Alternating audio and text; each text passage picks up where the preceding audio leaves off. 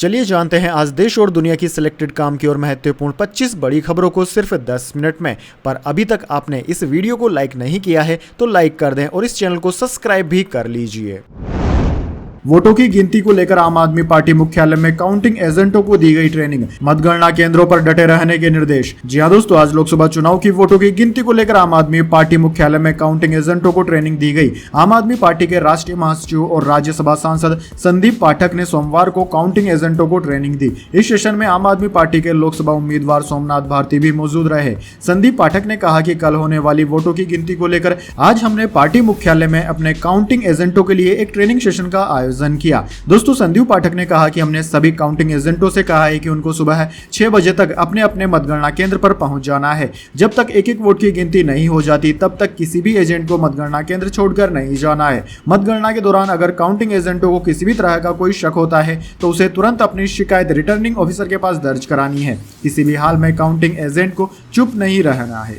चलिए दोस्तों, जान लेते हैं इसके बाद अगली खबर। काउंटिंग में गड़बड़ी दिखे तो तुरंत वीडियो भेजें, कार्यकर्ताओं के लिए कांग्रेस ने जारी किए हेल्पलाइन नंबर भी। दरअसल दोस्तों, आज लोकसभा चुनाव की मतगणना का दिन है। सुबह 8 बजे से ही काउंटिंग शुरू हो गई है। इसको लेकर सभी तैयारियां पूरी कर ली गई। सुरक्षा व्यवस्था के पुख्ता इंतजाम किए गए हैं। उधर दोस्तों, चुनाव के एग्जिट पोल में एक बार फिर केंद्र में मोदी सरकार बनती दिख रही है। वहीं इन एग्जिट पोल्स पर विपक्ष ने सवाल उठाते हुए उन्हें खारिज कर दिया। इस सब के बीच कांग्रेस ने अपने कार्यकर्ता और पोलिंग एजेंट्स के लिए हेल्पलाइन नंबर जारी किया है। दरअसल कांग्रेस ने मतगणना के दिन संभावित गड़बड़ी को लेकर 2 हेल्पलाइन नंबर जारी किए हैं। पार्टी की तरफ से कार्यकर्ताओं को निर्देश दिए गए हैं कि सभी को सजग रहना है और अगर उनको कोई धांधली नजर आती है तो वो उसका वीडियो बनाकर हेल्पलाइन नंबर पर भेजें। इसको लेकर एक बड़ी लीगल टीम भी सेटअप की गई है।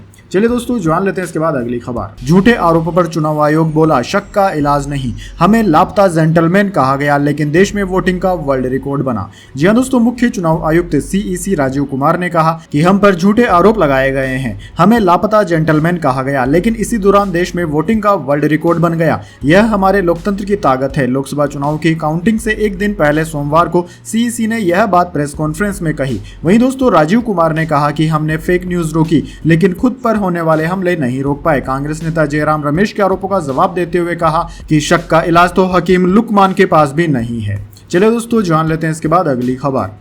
दिल्ली शराब नीति के सप्लीमेंट्री चार्जशीट में कविता 32वीं आरोपी। ईडी बोली उन्होंने 8 आईफोन फॉर्मेट किए, 10 लाख किराए के रूम में ठहरी। जी हां दोस्तों, दिल्ली शराब नीति से जुड़े भ्रष्टाचार मामले में तेलंगाना के पूर्व मुख्यमंत्री के चंद्रशेखर राव की बेटी BRS नेता के कविता की न्यायिक हिरासत पर सोमवार को सुनवाई हुई। दिल्ली की रावेज एवेन्यू कोर्ट ने कविता की न्यायिक हिरासत को 3 जुलाई तक के लिए बढ़ा दिया है। कोर्ट के इस आदेश के तुरंत बाद परिवर्तन निदेशालय ने 177 पेज की सप्लीमेंट्री चार्जशीट पेश की जिसमें कविता को 32वां आरोपी बनाया गया। एजेंसी ने आरोप लगाया है कि कविता ने जो 8 आईफोन जमा किए थे उनमें 2 आईफोन 13 मिनी, 4 ऑन 13 और 2 आईफोन 14 प्रो मैक्स शामिल हैं। वे सभी पहले ही फॉर्मेट किए गए थे। उनका डेटा डिलीट कर दिया गया था। इन आईफोन में केस से जुड़े सबूत हो सकते थे। साथ ही कविता को दिल्ली में 5 स्टार होटल के 10 लाख रुपए किराए वाले कमरे में ठहराया गया था। ईडी ने आरोप लगाया कि कविता ने साउथ ग्रुप के साथ शराब लाइसेंस के बदले दिल्ली सरकार को 100 करोड़ रुपए के पेमेंट की साजिश रची थी। चलो दोस्तों, जान लेते हैं इसके बाद अगली बड़ी खबर। जयराम रमेश ने इलेक्शन कमीशन को फिर जवाब नहीं दिया। शाम 7 बजे तक की डेडलाइन थी।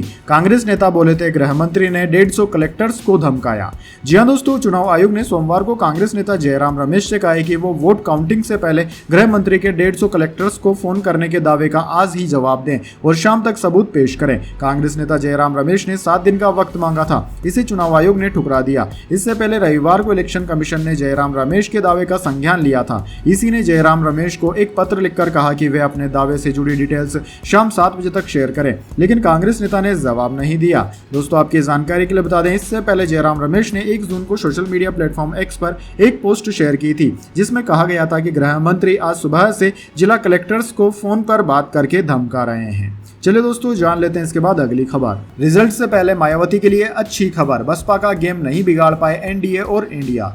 जी हां दोस्तों, लोकसभा चुनाव 2024 के लिए उत्तर प्रदेश की 80 सीटों पर कल 4 जून को मतगणना होगी। हालांकि इससे पहले बहुजन समाजवादी पार्टी बसपा सुप्रीमो मायावती के लिए एक अच्छी खबर आई है। दरअसल दोस्तों, मतगणना से पहले ABPC वोटर सर्वे में बड़ा दावा किया गया है कि बसपा के वोट बैंक में NDA और इंडिया गठबंधन कोई भी सेध नहीं लगा पाया। यूपी में जाटव वोट बैंक को मायावती का माना जाता है और इस बार के चुनाव चुनाव में भी यह देखने को मिला है। एबीपी सी वोटर सर्वे के अनुसार बसपा को यूपी का 51% जाटव वोट बसपा को गया है। वहीं यादव 10%, जाट 11%, ठाकुर 4%, ब्राह्मण 4% और कुर्मी 8% मायावती के साथ रहे हैं।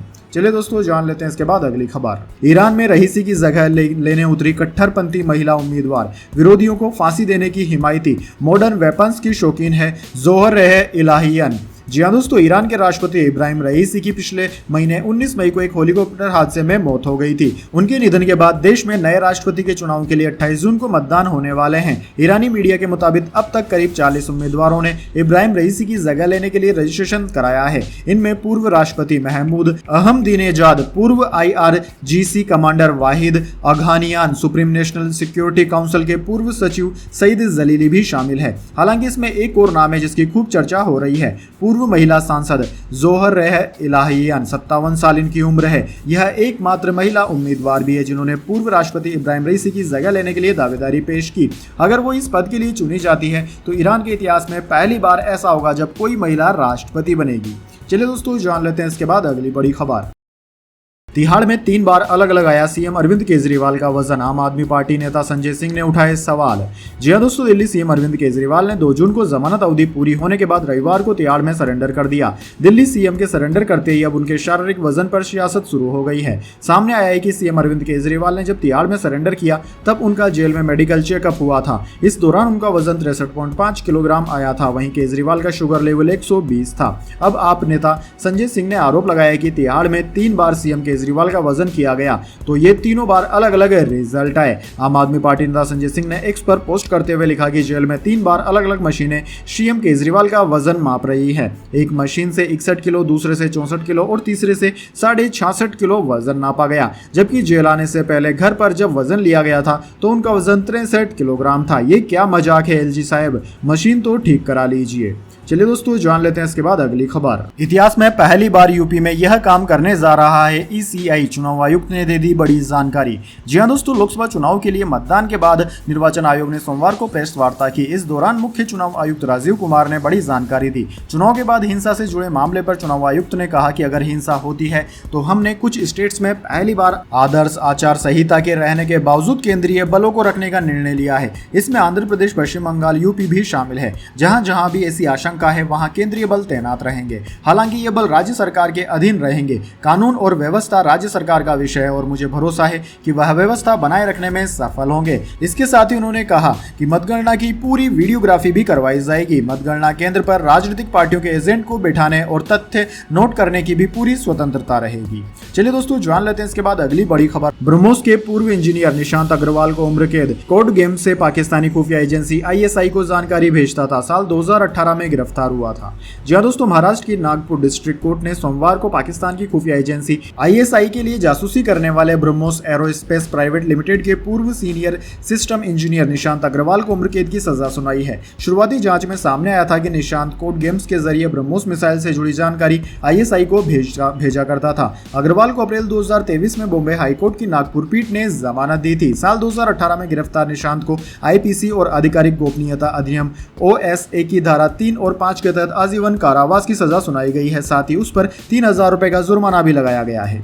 चलिए दोस्तों जान लेते हैं अगली खबर। बेंगलुरु में बारिश ने तोड़ा 133 साल पुराना रिकॉर्ड, एक दिन में हुई 111 मिमी बारिश। जी हां दोस्तों, बेंगलुरु में 2 जून को 111 मिमी बारिश हुई, जिसने जून में एक दिन में हुई सबसे अधिक बारिश का 133 साल पुराना रिकॉर्ड तोड़ दिया। भारतीय मौसम विज्ञान विभाग के वैज्ञानिक ने बताया कि 2 जून 2024 को जून में 133 वर्षों में एक दिन में सबसे अधिक वर्षा आज रिकॉर्ड की गई है। उन्होंने यह भी कहा कि 1 जून और 2 जून को हुई बारिश 140.7 मिमी जून के मासिक औसत से अधिक थी। उन्होंने आगे कहा कि जून में सबसे अधिक एक दिन की बारिश 16 जून 1891 को दर्ज की गई थी। तेज बारिश के बाद जयनगर में निवासियों ने सोशल मीडिया पर गिरे पेड़ों की तस्वीरें पोस्ट की। ट्रिनिटी मेट्रो स्टेशन के पास मेट्रो ट्रैक पर एक पेड़ गिर गया, जिससे रविवार रात यात्रियों को परेशानी उठानी पड़ी। चलिए दोस्तों जान लेते हैं इसके बाद अगली बड़ी खबर। अमूल के बाद मदर डेयरी ने भी बढ़ा दिए दूध के दाम, 2 रुपए लीटर इजाफा करने का फैसला। फुल क्रीम दूध अब 68 रुपए में मिलेगा। जी हाँ दोस्तों, अमूल के बाद अब मदर डेयरी ने भी दूध के दाम में बढ़ोतरी कर दी है। कंपनी ने 3 जून से दूध के दाम 2 रुपए प्रति लीटर बढ़ा दिए हैं। इस बढ़ोतरी के बाद अब मदर डेयरी के फुल क्रीम दूध की कीमत 68 रुपए प्रति लीटर हो गई है, जबकि टोन दूध की कीमत 54 रुपए से बढ़ाकर 56 रुपए प्रति लीटर कर दी गई है। दोस्तों, मदर डेयरी ने डेयरी किसानों से कच्चे दूध की कंपनी की खरीद लागत में इजाफे को कंपनी में बढ़ोतरी का जिम्मेदार ठहराया। मदर डेयरी ने कहा कि पिछले कुछ महीनों में दूध की खरीद के लिए अधिक कीमत चुकाने के बावजूद हमने नहीं बढ़ाए थे इसके दाम। इसके अलावा पूरे देश में गर्मी से भी दूध उत्पादन पर फर्क पड़ा है।